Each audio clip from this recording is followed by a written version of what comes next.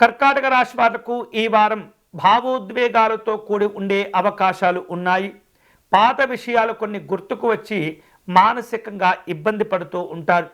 వివిధ రూపాల్లో ఒత్తిడితో కూడుకున్నటువంటి కార్యక్రమాలను జాగ్రత్తగా అధిగమిస్తూ ఉండాలి.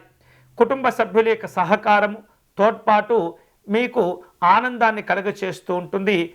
ఎన్నో రకాల ఒత్తిళ్ళు, బాధలు కూడా తగ్గిపోతూ ఉంటాయి. ఆర్థిక వ్యవహారాలు, నిర్ణయాల విషయంలో కర్కాటక రాశి వారు ఈ వారం ఏమాత్రం కూడా తొందరపడకూడదు.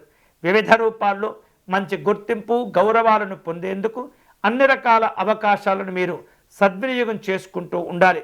కష్టపడతారు, గౌరవాన్ని సాధించుకుంటారు. ఏదైతే ఎక్కడైతే కోల్పోయారో అదే మీరు తిరిగి సంపాదించుకోగలుగుతారు. మిమ్మల్ని మీరు నిరూపించుకునేందుకు తీవ్రంగా కష్టపడుతూ ఉంటారు. వివిధ రూపాల్లో మానసికంగా ప్రశాంతంగా ఉండండి. అనవసరమైనటువంటి కార్యక్రమాలకు దూరంగా ఉండండి. కుటుంబ పెద్దల యొక్క సలహాలు, సూచనలు తీసుకుంటూ ఉండండి. రాజకీయపరమైనటువంటి కార్యక్రమాల్లో జాగ్రత్తగా వ్యవహరించాలి. ప్రయాణాలు చేస్తుంటారు. దూర ప్రాంతాల్లో ఉన్నటువంటి వ్యాపారాలు, వ్యవహారాల గురించి సమీక్షలు చేసుకుంటూ ఉంటారు.